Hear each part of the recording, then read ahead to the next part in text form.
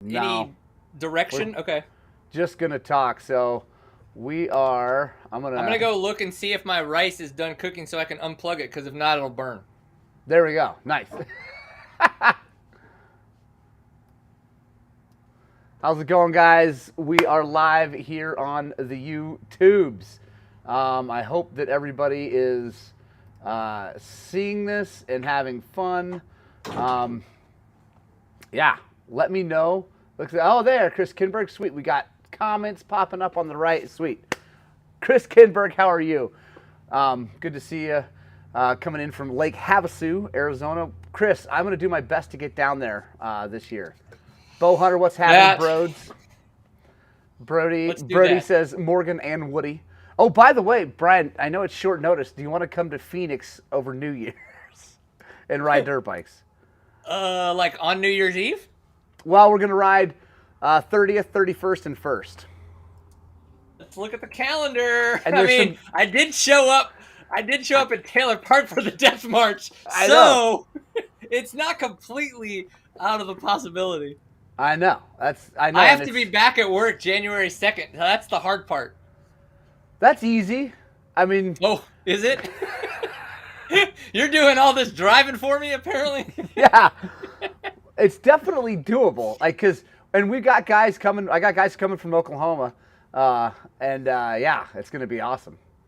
Well, if it's one of those things where I can wind up making it like a full family trip, like we just drive everybody and bring the dirt bike, you know what I mean? And I like find some time to go kick it with you guys, but then we do a Phoenixy kind of thing, like, dude. Yeah. And I'm totally down to make that. I mean, our time in Montrose earlier this summer was phenomenal doing that. So So anyway, so by the way, everybody watching, welcome to the Gospel of Two Wheels number 208, where the coffee's hot, the bikes are fast, and your comments are thankfully ridiculous. We're here with Woody from Seat Time. You guys have at least heard him before. You've seen him on some videos. I tried to cut his arm off with a chainsaw. Oh, look, he's covering. There we go. There we go. Oh, the light is making. There's the scar. That's a Highland Cycles scar. We need a tip jar. How about if anybody tips during this video, we'll put it towards the tattoo. There we go. Yes. Okay. Done deal. So, okay. Anyone, I like it. Anyone who wants to give us a super chat during this, I will put that money towards Woody's tattoo that says something about Highland Cycles was here, or something, or a chainsaw, or something cool. Ernesto Sanchez, Jesse Lycia, Mojave Mike, what is happening? Good to see you guys. Gordon Stimmel, Mark Payne, Rural Delinquent. Awesome to see you guys all here. Guys, we are here with Woody. We're talking about dirt bikes. Ask us any questions. Woody lives in Texas, in the great state of Texas, and up in the kind of near Fort Worth, Dallas, right? I mean, basically. Yeah, just north of Dallas. Yeah, just north of Dallas. Okay. Jesse Lycia would like to hear your Jeff Slavens impression. Oh, guys, I'm going to talk to you about my dirt bike today. It's probably not going to be the information that you want to hear, but it's going to be useless. It's going to be extremely slow, and you're going to wonder how the hell I get my voice this deep all the time. Yes, dude. So I don't know if did you see by any chance the short reel that I put up of me sending Jeff a Game Changer hat? Dude. Yes, and that is amazing, because you're just like, listen, Jeff, I hope that you understand that I don't hate you, but the internet loves that I hate you, so yeah. Just FYI, it's internet hate, not real hate. I mean, that's essentially what you said. Yeah, it's exactly what I said, and it was awesome. All right, so Jacob gave us $1 towards the tattoo. We're moving on. All right, we're slowly working our way up. I'm going to have to come to Montrose to get a tattoo, not Dallas, because apparently there's really expensive people here. We'll get there. Yeah. Jacob says, there, get the tattoo. 1 dot. Yeah. Ronnie Nelson, it is awesome to see you. He's from Prosper, Texas. Hey, man. What's that? Yeah. And so, Ronnie, you asked me to explain something on the Gospel Two Wheels. I think it was the injector relocator kit. So we'll start there. Two-stroke performance. By the way, Ronnie Nelson wants a sleeve in his tramp stamp, but other people are chiming in on another thing. Other live broadcast. Okay, there we go. Sorry, people are. I didn't go to the original like Gospel Two Wheels Up thing because it said that it wouldn't do that. So I'm telling people to go to the other live broadcast. So first of all, if you guys are just getting here and didn't hear me say before, now with this new program where we've got people, we're going to have people from around the planet on here. We're starting with the best in the world, Mr. Woody. But we're going to end up having Two Stroke Performance, and they will help explain the injector relocator kit. But that's what that is. It is a way to help fix the TPI bikes. The problem with TPI, I'll just do as a short version, is you're injecting raw fuel into the transfer port and then dribbling, basically, oil into the bottom end and letting it splash around and become a thing. That's why you cannot rev those things before you warm them up. They will... that's why they seize and do all kinds of things, because there's not enough oil in there yet. So with the TSP injector relocator kit, they take one of the injectors from the transfer port, they block that off, they move it back to the throttle body right next to where the oil's going, and then that provides a more dense charge of fuel and air along with the transfer port charge into the bottom and makes the thing A, more durable, and B, run a lot better. And we have two kits showing up to the... my question to that though is like, did that come about because of how successful already the TBIs have been shown to prove, or have they been trying to develop this with the TPIs forever and it just happens like timing for them coming to success with the product is around the release of this TBI bike? No, they've been working on this for a long time, and actually Best Dual Sports, I don't know if he was first to come up with an idea for this, but someone else actually, and then TSP just perfected it or did a better job. But no, it's been going for a while because anyone who knows really how a two-stroke works and how they oil the crank and the main bearings and the cylinder knew that the TPI was not good. It was not a good way to do it. But they were doing it anyway.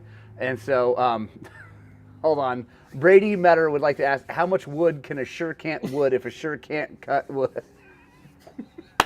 Man, listen, I like my French woman, okay? Yeah, she's problematic at the worst of times, but in the long run, I still had a lot of fun once I took care of her at the last time I raced her. So, I mean, I just got to pay attention. Did the switch fix it? Did the new switch fix it? Yeah, new switch was good to go. And in reality, like if you go watch the video where I kind of like run the meter on it and stuff like that, like checking the ohms and stuff, like in the long run, it's just open on the back side, and just over time, especially with the Shady Burrow, as muddy and mucky as it was, just a bunch of crap got in the switch. And so it was just not allowing it to connect. Boo. Did you use the same style switch, or did you get a waterproof, like better one? So I actually asked for comments on that. So if anybody's got links on that kind of stuff, that is something I'm currently looking for. Is kind of a little bit more of a waterproof switch, because that's what I remembered when my 07 WR, it had an on-off button, but it was very robust and it was waterproof. Yeah. Because it's a dirt bike. It's gonna have crap all over it. And what I think is even funnier, the plug has a waterproof plug. The switch, has a waterproof plug, but the switch itself is completely open to the elements. I'm like, it doesn't matter, at this point. It's very interesting on the French. They thought everything through until literally the last point. Well, and that switch is, it's hard to say for sure if it's the same, but it looks like the super duper cheap switch you can buy from WPS. It's just that cheap rocker plastic, and they're horrible. They break. They break all the time. All the time they break because guys. We sell them because they're really cheap, and guys want to put a on off whatever. Anyway, they suck. And so there's lots of. Bruce Kennedy says True North would help out with that. I'm sure there's lots of waterproof rocker switches. I'll try to find one. And Biker Sasquatch, what's happening? That would be help. Let's see. I would like Bruce Kennedy Yeah, I can see it now. Bruce Kennedy, tell me more about True North. Maybe drop me a link somewhere. And then Bill O'Neill, thank you for listening to the latest podcast. We just put a new podcast out for the December podcast, went out today. So I appreciate you already checking that out. And Mark Payne, yes, you can bypass it altogether. The problem is that would leave lights on his bike. Mm-hmm. So. Yep. We were thinking about that, and we didn't. We were we were already 80 miles in when this was happening, so we were pretty smoked, like, mentally. But in the long run, yeah, we should have just nipped it and clipped it together, and it would have just been, a wire, right? Like, it would have been a current, and we wouldn't have had any issues. But we were like, everybody was gone. We were 80 something miles in and super tired. Like, we were like, yeah. That was. I'm like, I don't know. You're screwed. I gotta go.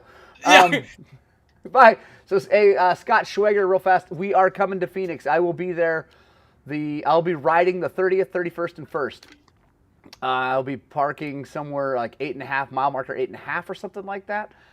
So yeah, TJ Cowan, good to see you, man. Looks like we were 1-2 in the series. Nice work. Nice racing this year. I appreciate it. Should make sure I don't miss anything. Right on. It's awesome to see you guys all here. By the way, guys, how is the quality of this broadcast right now? New software, new setup. Obviously, we got Woody live right from Texas, and it's pretty awesome. And Mark Payne, yeah, your 19 doesn't have that problem because in 2019, Sherco figured out that was a stupid decision to have that. Yeah. That, of course, that's when they removed it. But I got that bike in late 17, and it was like right before Sherco kind of blew up on the map in the States. Right. And so there were a lot of changes that happened in 19 that would have been like, it would have been cool if I'd have been saving money to kind of I should have gotten a 19 because I got KYB suspension, so many other things that were nice. Yeah. Found it. Is that fixed? The TPIs run like garbage. Yes. The injector relocator fixes the TPIs, as much as you can fix that system. It makes it. I think it's going to make it just like what the 24W models are, so it can still have an oil pump to meet emission standards, so it can just barely drip oil when it's doing idle, like it's just idling. So it's like anyway, the relocation kit's awesome. We got 2 of them coming in they probably won't make it here this week because we had to send the ECUs off to get reflashed by their stuff, then they're sending them back. And anyway, we should have them next week. We should be installing and videoing the whole thing. Brady says that this picture looks much better because my face is smaller. I love it. You mean you're not just like... Yeah. Yeah, which I think I should be. That's probably what Jeff Slavis is thinking about you too. Oh God.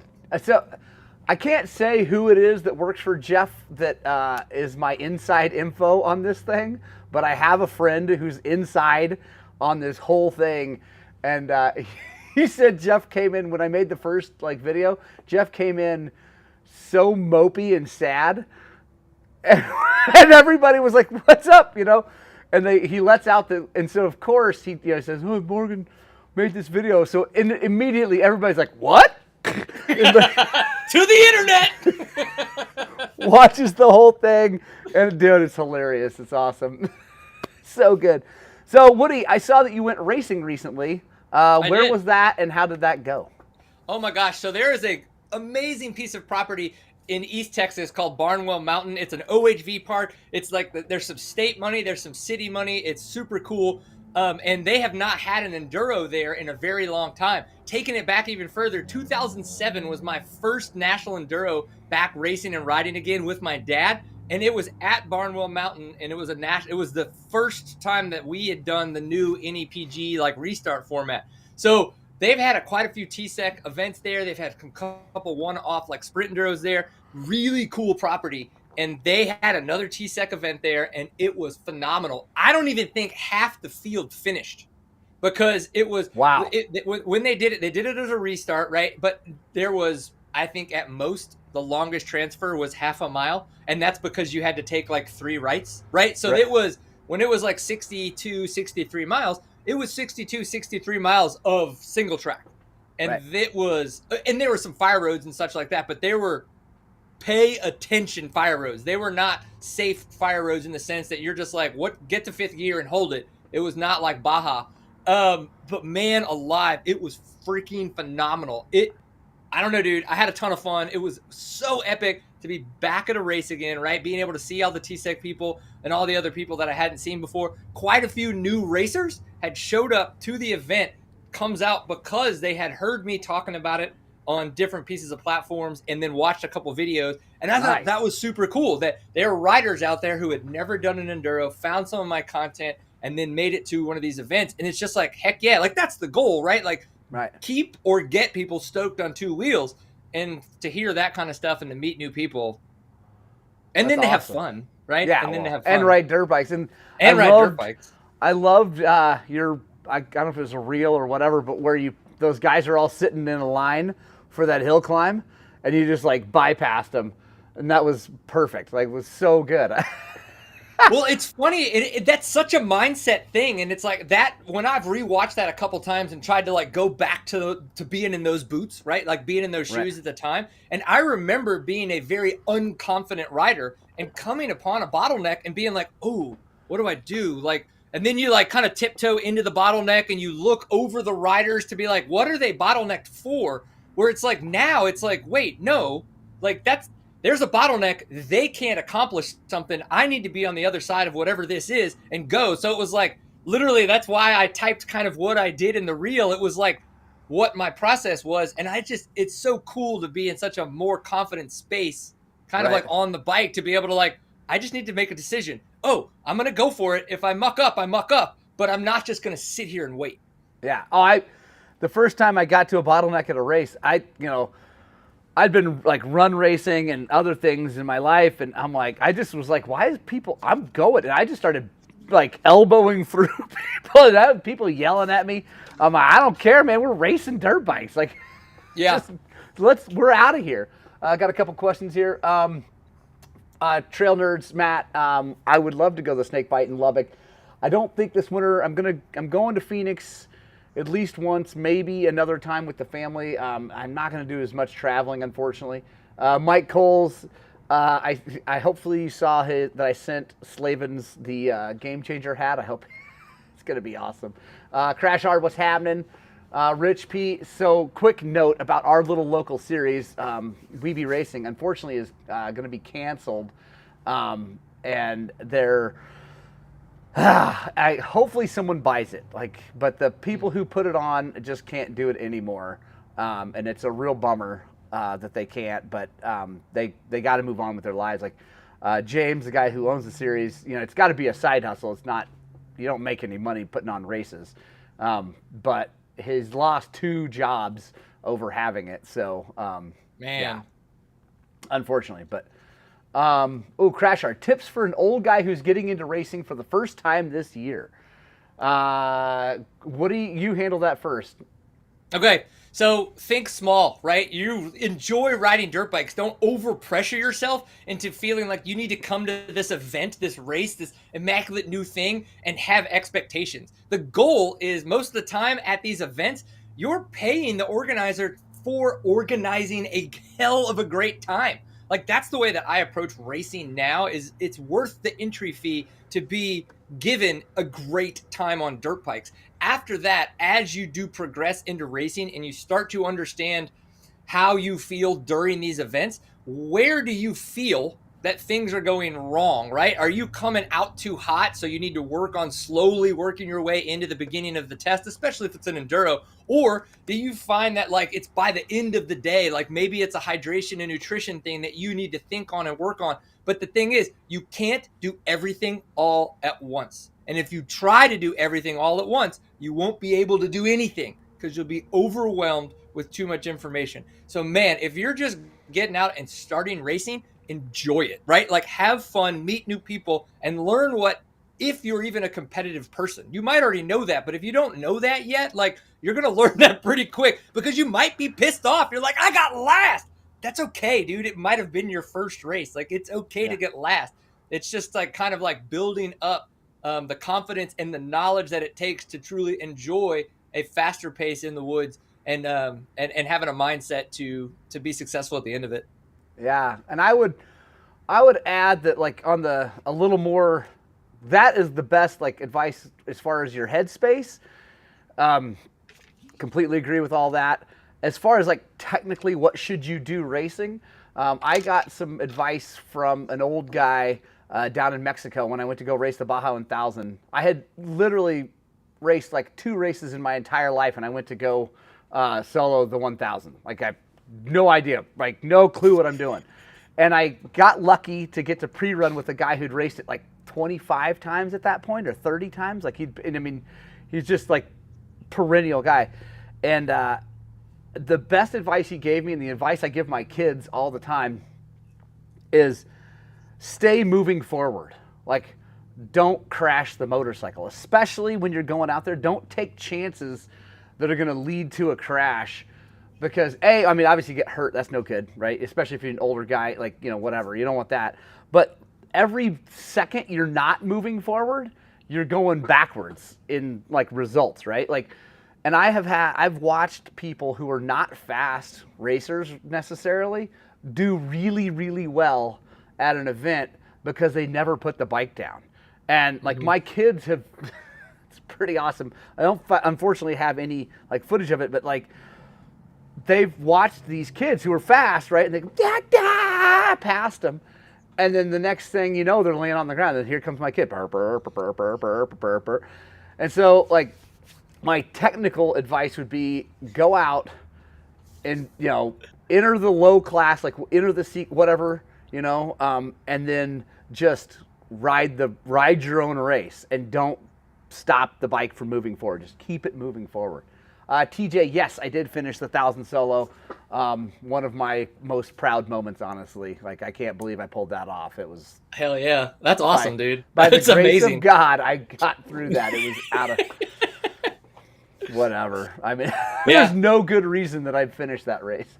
It's so funny what you just said, because literally when I recorded the podcast with Jason Hamburg, who is in no way famous on Instagram, for this episode, like, we talked about those times that I was a AA racer in Texas, and what you explained about the guy who's and then over in a turn, like, that was me trying to be a AA racer, because that's what I thought it took to go fast. I thought it was ride the edge all the time until the edge bites back, and the hope is that you're just good enough that the edge never catches up.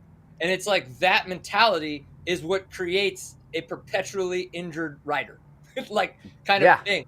And so it's so interesting to be on the other side of all of that now and have such a different mindset. And I know that if I wanted to, and I wanted to go chase a series again, that I could probably get back to that same speed I was 10 years ago within 3 to 4 months. If I practiced and for racing, for speed, right? Like, because right now I believe I'm a much more competent rider, like technically sound rider, than I ever was back in those days, which is just very interesting to be on the other side of it. Absolutely. Tom Bean, first of all, numerous people have said smooth is fast. Obviously, you know, slow is smooth, smooth is fast is a, you know, ancient motorcycle adage, and it's true. Being buttery smooth, I mean, when you watch the guys who are truly good at this sport, they don't look like they're working at all. Like, they just look like they're barely doing anything on the motorcycle. Two-Stroke Addict, good to see you from Western Australia. Where in Western Australia are you? That's the other side from all like Sydney and all that stuff. So are you Perth or whatever? And Tom Bean, one of my favorite things he mentions is I love racing because the opportunity to see new areas. I think that's why racing is so big back east, because you guys don't have a lot of public land to go ride. And so you guys race all the time, which is so cool because you get to see new things and like see new properties, see new stuff. And I like racing out west because I get, you know, they take me down washes I've never seen and down things, and it's super cool. Yeah, it's awesome.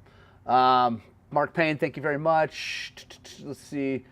Kim Jackson says, by the way, Nihilo has a nice looking switch. I was just checking that out. Yeah. It looks like it's a start button though, right? Like, it's a secondary start button. Oh yeah, you don't want that. So yeah, we want to find a like an on-off. You know what's actually Ridiculous. a really good one that I used to use all the time for lights is Yamaha. If you go to like 04 WR 450 250, they have a light switch. Not the push button thing that turns the thing on and off, although that's waterproof too. Yeah. But that might work. But they have a rocker switch that's really nice for the lights. Cool. It's awesome. See, the beauty of the sport is you can improve as you age. Every other sport you slow down. I agree, Mike Coles. I am hands down faster now at 47 than I was at 37. So, yeah, moto-minded bomber bar switch. I'd have to see. I have one of those sitting right over here to put on my new bike. I don't know if it. I don't know. I don't know if that bomber switch is going to work because it needs to be. Although, well, actually, they have one that would be a click on, click off that's waterproof. We should talk to Chris. Actually, it's funny that we were I was like, I could probably just text Chris and be like, okay, here's my problem. I know that if you don't have a current solution, you can make one up really quickly. Yeah, absolutely. And yeah, Brady talks about the extra start button. Yeah, that's like, so in case you bust your start button, you still have a way to start your bike, which again is why I wish there was a Kickstarter. Makes a lot of sense though, honestly, to do that. Yeah. Yeah. I don't have any backup setup on my new bike yet, but you guys, quick note, you'll notice that Daisy is in the background, not the 23 300. That's a break for all of you people who are tired of looking at that new bike. But Daisy's up here because I just installed that Xting Chinese smart carb electron hybrid thing with the pilot circuit. And quick spoiler, I did shoot a video. I'm going to edit that today.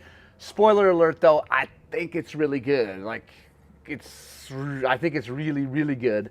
Didn't you do a video that was like telling us about how metering rods suck? Yes. Yes.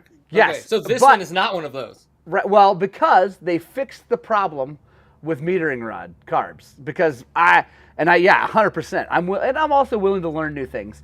But every other metering rod carb, the problem I have with it, the reason I feel like they don't come off the bottom like a normal carburetor, is that they only have one circuit. They have the metering rod circuit to deliver fuel. They don't have a pilot circuit. That pilot circuit is what gives that initial dump of fuel on 2-stroke or a 4-stroke and allows it to pick up quicker and rev, like be more snappy, they call it. Right. So all the metering rod carbs that are out there, Electron Smart Carb, don't have that. This addresses that situation and put a pilot circuit on there, which is super cool, adjustable with an outside knob. So I can sit there and tune it, and it's really cool. Like the video I shot, hopefully it turns out as good as I think it did, but I'm riding up and down the road, and it's like, it's hanging idle, like it's too lean, and I just reach down, turn the little screw, ride it again, it's a little bit better, turn the screw, ride it again, and now it's perfect. And it's like, yeah, that's what I'm talking about. Like it's like I don't know if you guys know about airplane carbs or like ultralight carbs. They have adjusters, like you can adjust them because they're going up and down in elevation so much because it's an airplane. They have like a dial-a-jet basically on them to be able to do this. Well, this has it on the carb, and like I think they solved the problem with the carburetor. And very cool. That'll be a good. But you haven't put that one out yet. I thought I saw you put a video out where you were talking about the new. I just talk about it. This one is me installing and then riding. So. Got it. So now we got, dude, look at this. I think you're right, Brady. Like he's got the influencer program. Somehow I just need to make sure that I get in more of his videos so that it's like a 10% thing. You know what I mean? Like, look, there's a picture of me in the background and my lawyer is going to call if you don't pay me.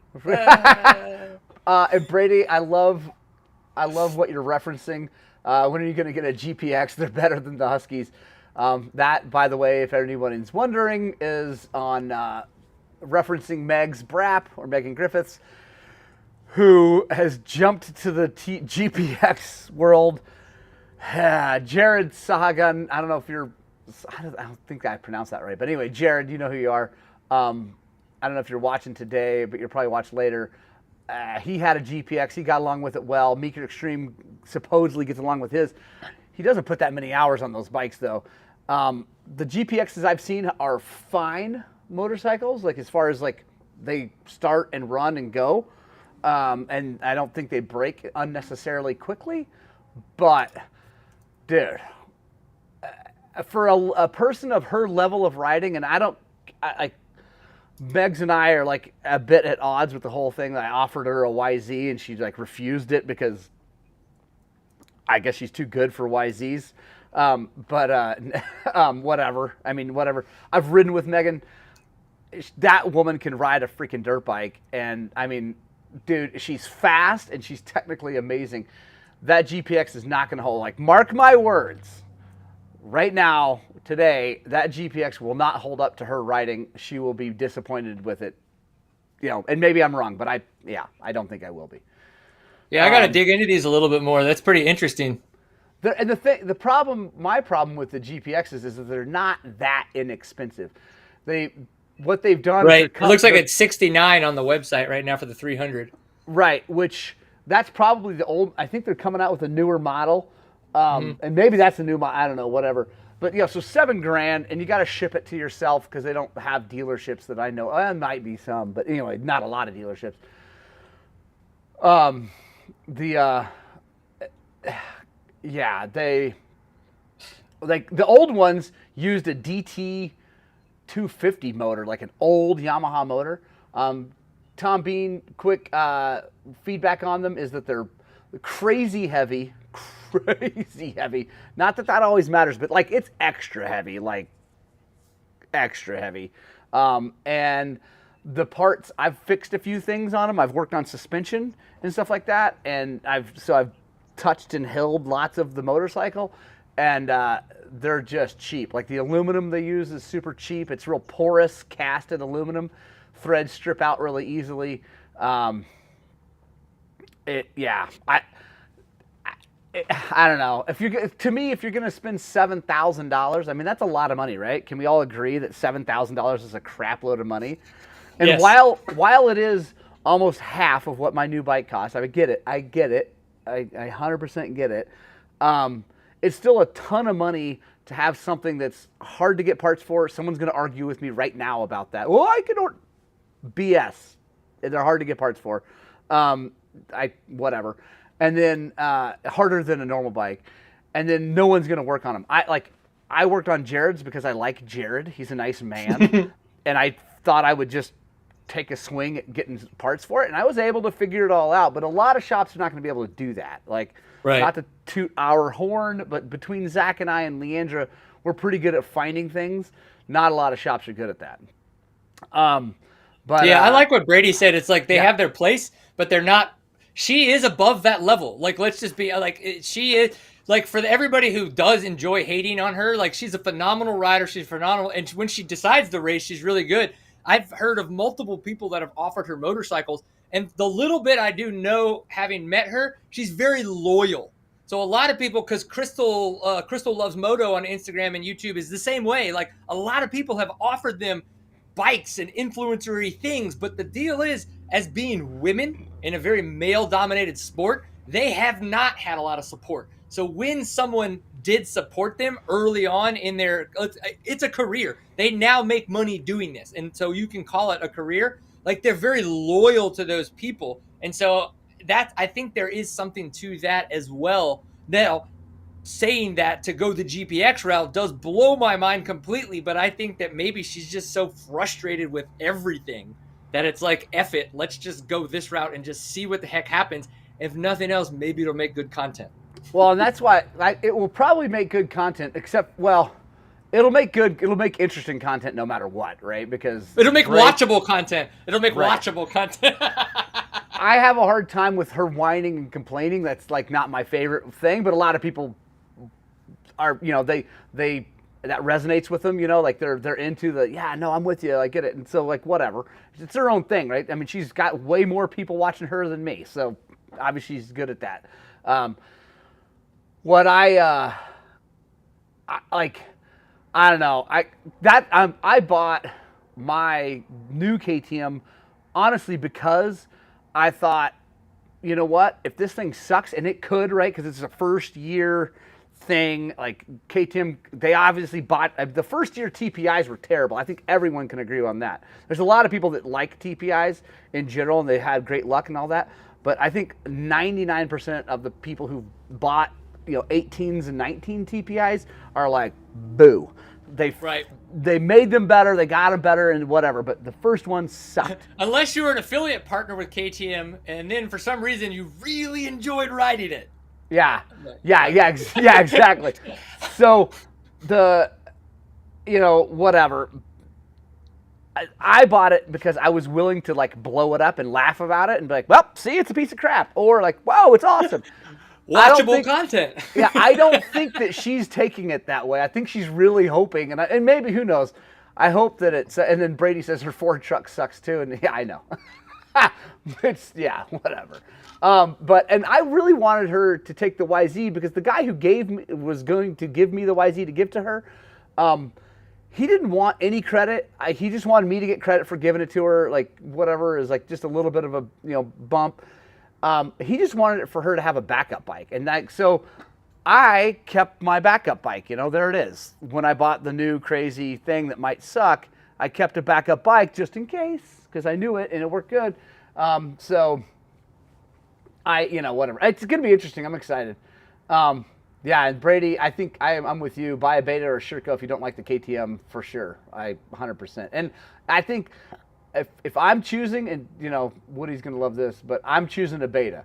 But personally, I know and it's not because I don't know. The Beta. You just like 7/8 size bikes? Is that yeah, what it exactly. Is? Yeah. Yeah. Well, it makes me feel bigger. It makes my hands look bigger. It makes all parts of me look bigger.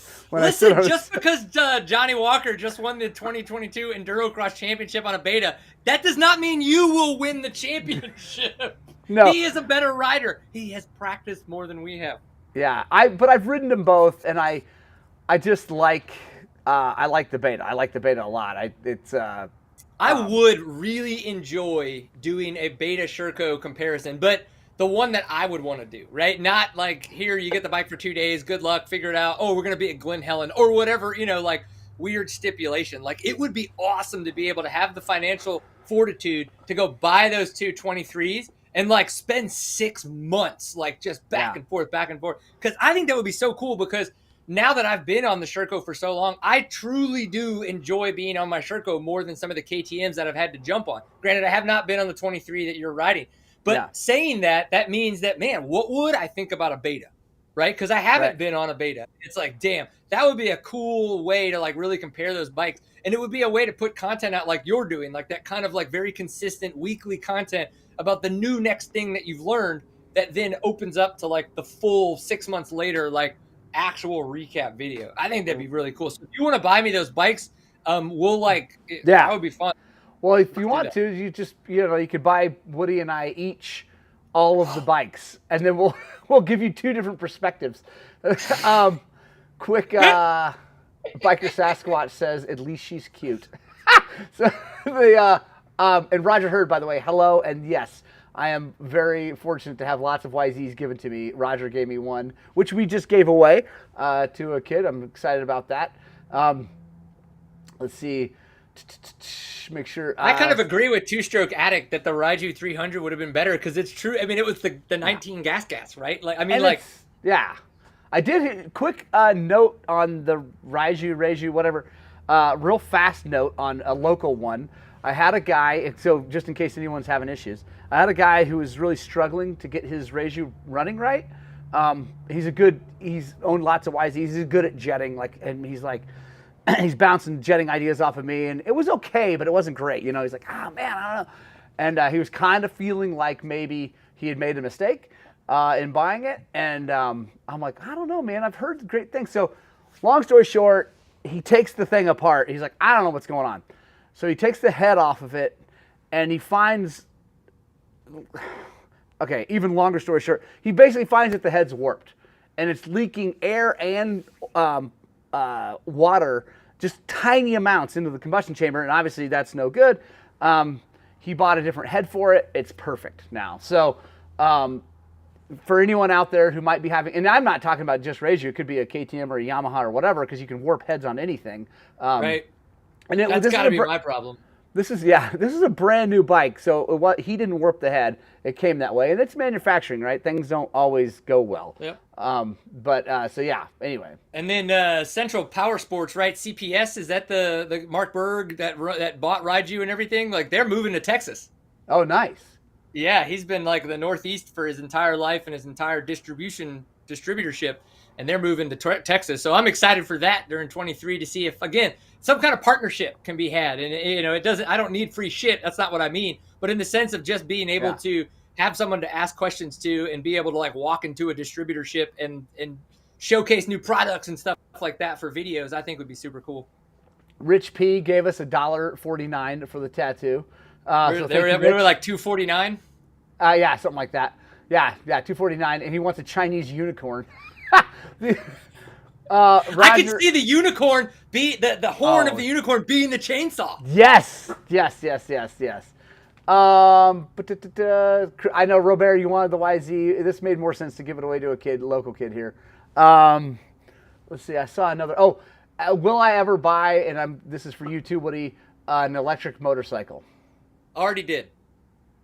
Oh yeah, that's right. He bought the Taro, Torat. The Torat, yeah. Torat. So I got so Mark Berg sent 2 of the Torats to me for the kids. So it was one of the kids 1s and the kids 2. So essentially a 50, and then a same wheel size as a 65, but not same body size. So there's a video out on the Seat Time channel of me going through those with Liam and Nora. But by the time we got done doing that, which was about 4 or 5 months of work, playing with them and everything, like Nora now, my, at the time, 7-year-old daughter was like, when are we going to go ride? And so and she would never ride the PW50. So that electric motorcycle created a rider out of my daughter, right? Because she never wanted to ride a gas powered motorcycle because she believed that she would not be able to control gas, but she could control electric. So screw it. Okay. So then we bought the 65 size for her, and now she's still riding. We go to the land. She just zips around in the open fields and has fun, has no desire to go in the trails. But yes, I will. If that's what it takes to keep her riding, again, that's kind of like maybe the next level down from a GPX that we're talking about here, like on the scale of quality of motorcycle. But she doesn't need a KTM electric motorcycle. That's never going to be in her car. And if it is, we would get there, cool, whatever. But yeah, absolutely. And I very much look forward to what we're going to learn from all the engineers that aren't dirt bike engineers, that aren't power sports engineers that are coming into this, because I think that we're going to see some interesting mashing of all these different brains coming together as electric motorcycles kind of continue to be more prevalent. And yeah, I would buy a Stark if I had the money. Yeah, there you go. I probably wouldn't buy a Stark right now because, well, if I had just piles of money, why not? But if it was between it and another new gas bike that was going to be my main thing, I would not yet. And for me, it's the range. It has nothing to do with the electricness of it all. It's the range and ability to go the distance that I want to go. But again, if I had a giant fleet of motorcycles and I had piles of money, I would totally buy one because I think it'd be a ton of fun. If you turn your camera, you have a fleet of motorcycles. Right. Those aren't all mine, but and unfortunately, some of my fleet is my children's motorcycles. By the way, X-Ting Carburetors is here. So guys, if you want to ask them any questions, Enduro Solo says, what up, Seat Time? Plated Life, what's happening? TCG Fruition, what is up? Thank you for the super chat or super sticker. Thank you, TCG. We're up to that's $1.99. We're getting close. The carbs are starting to show up at dealers. What are you talking about, carbs at dealers? Vargs. That's what he meant. I was like, carbs. Cool. I'm excited to see what... I'm excited, to see how those things do. I think for, moto and neighborhood, where I live. I mean, I live a little bit out of town, but I don't want to run my dirt bike at night and piss off the people around me. It would be super cool to have an electric bike for that. I think that would be really, really fun. Yeah, Nora and Liam and I, when they both had their electric motorcycles, that's how we went to the park. Like I got on my bicycle and they were getting on the Tarats and we were just riding, like raging through the neighborhood. You know what I mean? And now that's how Nora still gets to the park. She doesn't even want to ride her bicycle anymore. Kyle Marsh asked, "What's the best way to winterize a bike?" Don't keep riding it. Good answer. Don't winterize your bike. But for real, well, that is for real. Like, don't truly like mothball it. Like, go start it every couple weeks. Run some gas through it, even if it's fuel injected. Get some gas through it. Maybe put a little bit of stabilizer in it, or if you have opportunity, get some aviation fuel and mix it with your normal gas. Because avgas doesn't go bad. I mean, that's kind of why avgas is avgas. So, yeah, it's pretty cool. Chris Kinberg, how about Roxon test riding Kawasaki? He's riding all kinds of things. He's on that Star. Yeah, he is. That's awesome. I'm excited to see where he goes and how he does. He's such a good dude, and I think he's good for the sport. I'm excited about him. Let's see. I have a feeling that he's doing all of this just for. I bet he already has a deal. He already knows what he's doing, and he's signed paperwork. And he's just like, but I'm gonna keep riding all these bikes because it's gonna be good for everybody. Like he seems like the kind of person that would think that far ahead. You know what I mean? Like kind of a thing. Like he probably was already signed with that Honda team that he rode for, whatever, and was like, I'm just gonna keep riding all the bikes though because like it's just good for the sport. Right, it gets people, and he made some awesome comments about the electric bike. You're like, well, just talk all you want, but I'll pass you on it.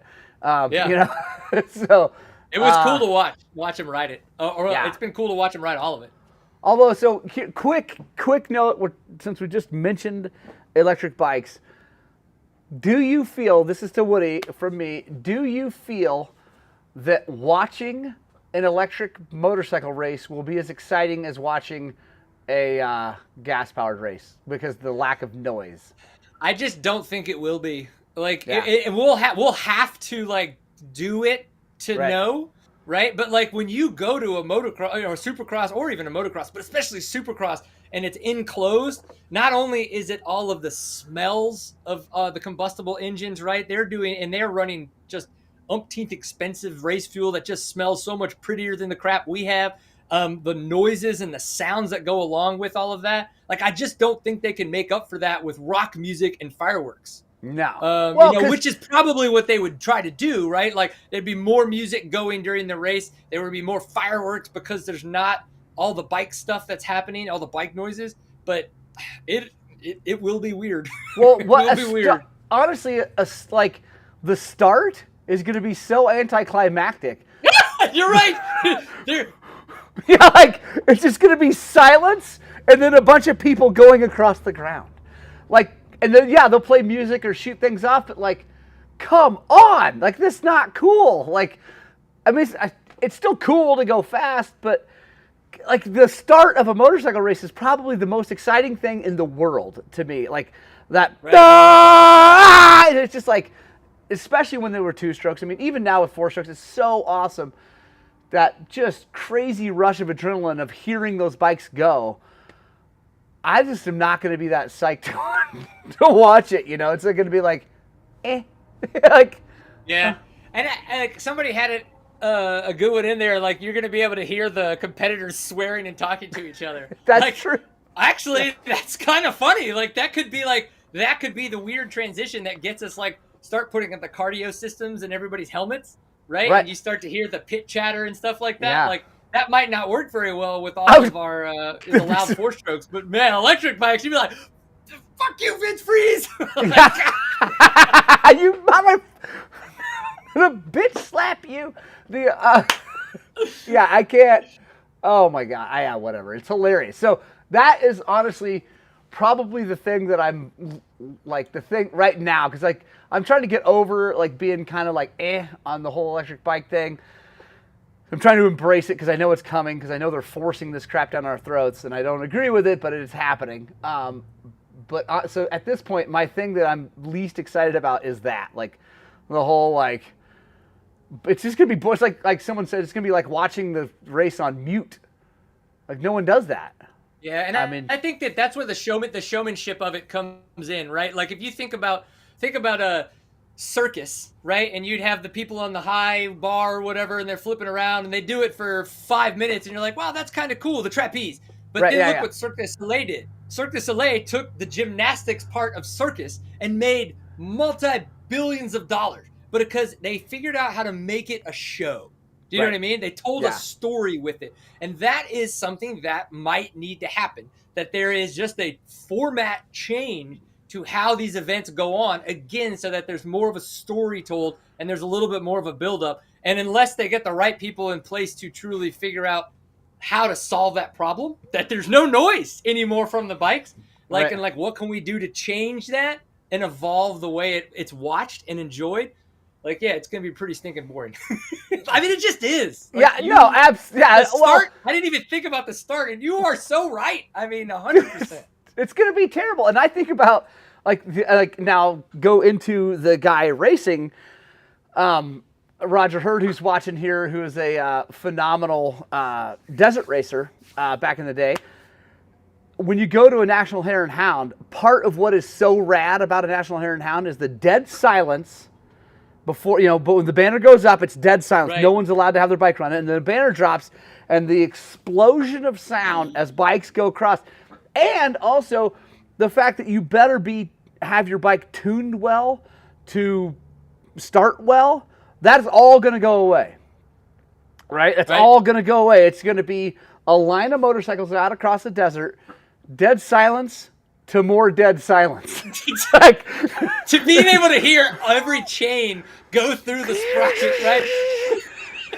And then That's what it is. That's what it is. It's the tensioner, right? Like, we put a certain thing in the chain, not the chain tensioner, but the chain mount, right? Like that, Right. you put the little card in there, so Yeah. it's like, so it gets a little bit louder. Yeah, totally. Like dude, and the Brady E-Mule products. Yeah, that's coming. The Bruce, I saw that we Bruce, got a that's hacker. not a hacker. We're so famous that we have sex bots in here trying to take down Morgan and Woody. I'm gonna ban them. Yeah, I banned them right now. That's cool. I can ban. That's neat. So this is cool. I'm excited about Watch this out, guys! software. You're getting banned. Yeah. 30-second card is out. Dead silence. Can you imagine? Yeah. Goes sideways and it's still really quiet. And then That's what to say. What are you and then talking the about? gate The drops. gate drops. Still really quiet. it's still really, everybody's like, yeah. Never mind. I'm gonna go eat something. Yeah. Good thing I got my nachos. Yeah, exactly. I'm not excited about that, but whatever. It is what it is, and we're gonna see. Yep. I gotta shut this thing down. I know Brian Woody has things to do. I gotta get have to work. things to do. Yeah, and Woody likes sex bots. I cannot disagree with your statement, Brady. Oh, guys, make sure you comment on this thing afterwards too, and give us the thumbs up because. And let me know, send me an email, text me if you like this format, having this two people. I'm going to try to do way more of this now that we have this software and we can bring people in from around the planet and around the country. So, guys, Punk Rock Club, I love you guys the most. Literally, I like you more than everybody else. So thank you very much for being here. I love you guys. I hope you get out and spread the gospel of two wheels. And as always, I hope that what we at Highland Cycles and Woody at Seat Time are doing is inspiring you guys to work on, but way more importantly, get out and ride your dirt bikes!